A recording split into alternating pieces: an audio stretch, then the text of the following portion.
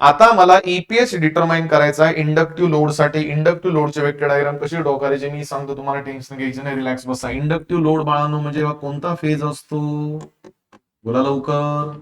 Lag phase. Lag phase मध्ये माझा main motto काय, sir is struggling for the determination of the formula of E का EPH. आता इथं नेमका लॅग फेज कोणाला असतो, सगळा खेळ कुणाचा आहे, कोणता करंट, बोला. आर्मेचर करंट कुणासोबत लॅग करेल, व्हीटी सोबत. पोरं म्हणले किती फेज अँगल आहे, तसं आपण एसीएन मध्ये शिकले फेज अँगल 90 घेतात ना. ऍक्च्युली 90 असतो का, नाही. तो फेज अँगल तुम्ही तुमच्या मनानं घ्यायचा. करू सुरू, हो का नाही सांगा. सगळ्यात पहिला कोणता वेक्टर ड्रॉ करायचा, रेफरन्स वेक्टर. कोणता वेक्टर, हे बघा. तुम्ही म्हणताय सरळ ठेवा, तर सरळच ठेवतो, टेन्शन घेऊ नका. हा ड्रॉ केला सरांनी पहिला रेफरन्स वेक्टर. या वेक्टरचं नाव का, व्ही का व्हीटी. नाव ना तोंडापाशी न देता मध्ये द्यायच्या, म्हणजे तुम्हाला ते पायथागोरस थेरम अप्लाय करता प्रॉब्लेम येणार नाही. याची डायग्राम थोडी किचकट आहे, याच्यापेक्षा पुढची किचकट आहे, तयारीत राहा जरा. हा कोण ड्रॉ केला, व्हीटी. हा रेफरन्स आहे. आता काय ड्रॉ करू सांगा, आय की आय ए.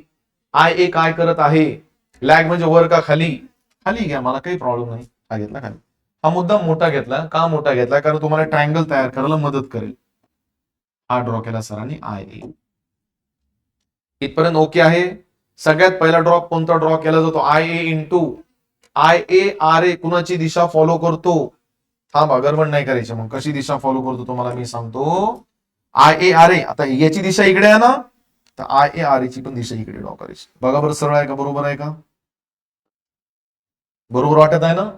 सांगा मग पहिल्या ड्रॉपचं नाव काय, आय ए इंटू आर ए. विसरले वाटतं, आय ए आर ए ला परफेक्ट 90 डिग्री कोण असतो, आय इंटू एक्स असो, परफेक्ट 90 डिग्री वेक्टर ड्रॉ. आता हा वेक्टर ड्रॉ करताना प्रिकॉशन सांगतो, म्हणजे तुमचं चुकलं नाही पाहिजे. जर चुकून वेक्टर छोटा ड्रॉ केला तर प्रॉब्लेम काय सांगू, तुमचा रिझल्टंट मध्ये घुसेल असा. हे असा मध्ये मध्ये नाही घुसला पाहिजे. So I A into x छोटा ड्रॉ करायचा का मोठा ड्रॉ करायचा, या लाईनच्या वर गेला पाहिजे तो. हा थोडी ऍडजस्टमेंट करावी लागेल तुम्हाला. हा ड्रॉ केला दुसरा 90 डिग्रीचा अँगल. या ड्रॉपचं नाव काय रे बाळांनो, आय ए इंटू एक्सेस. शेवटी एक पायथागोरस थेरम लावण्यासाठी मी या दोघांना काय करत आहे, ऍड करत आहे. सांगा दोघांना ऍड केल्यास इथली मधली व्हॅल्यू काय मिळते, आय इंटू झेड एस. आणि व्होल्टेज आणि करंटच्या फेज अँगलला काय म्हणता, फाय. शेवटी याची टेल आणि याचा हेड काय करायचा, जॉईन करायचा. का जॉईन करायचं, because sir is struggling for E का ईपीएच, ईपीएच.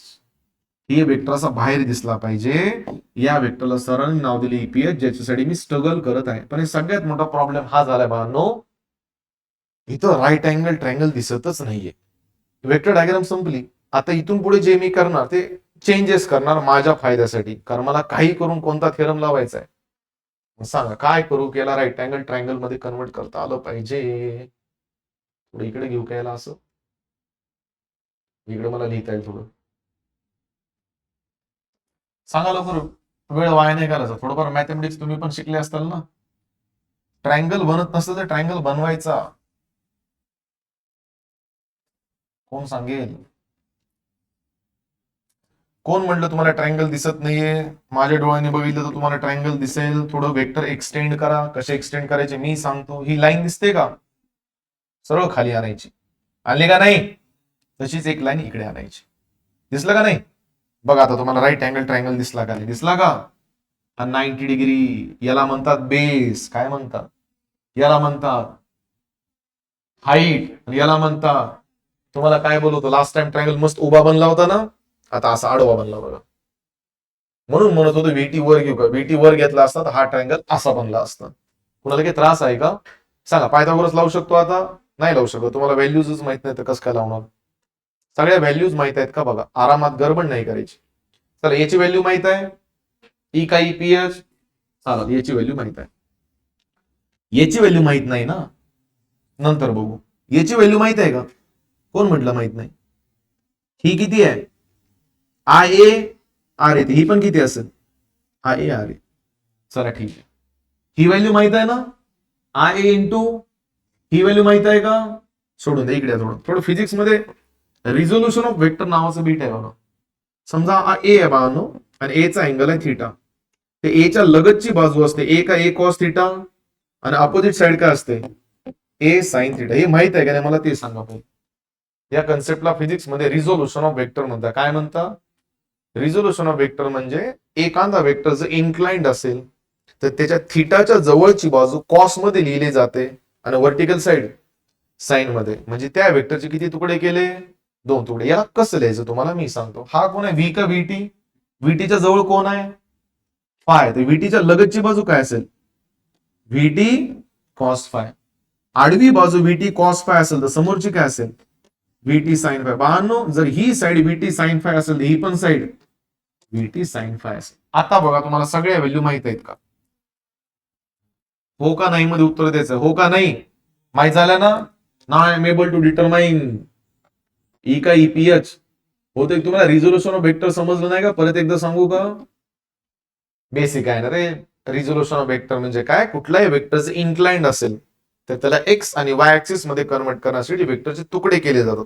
अँगलच्या लगतची बाजू कॉस मध्ये लिहिली जाते, त्या अँगलच्या समोरची बाजू साइन. काय विचार करता? हा कोण आहे मधला?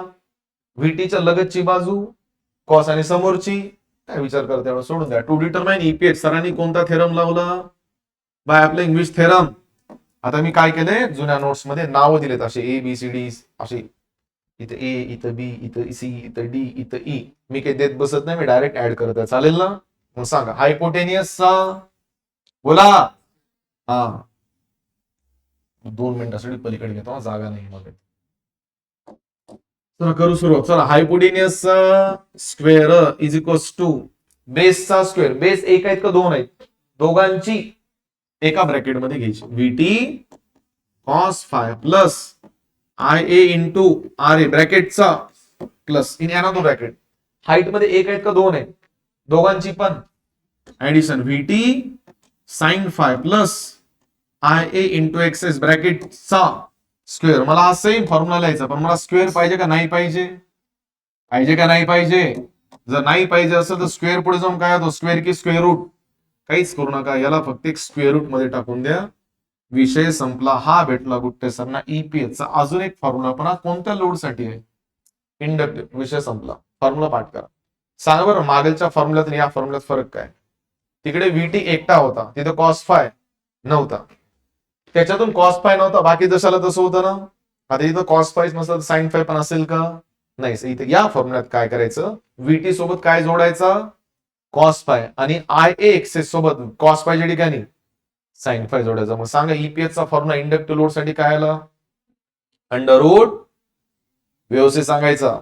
Under root in a bracket VT cos phi plus I A R A ब्रॅकेटचा square plus in another bracket VT sine phi plus I A XS ब्रॅकेटचा.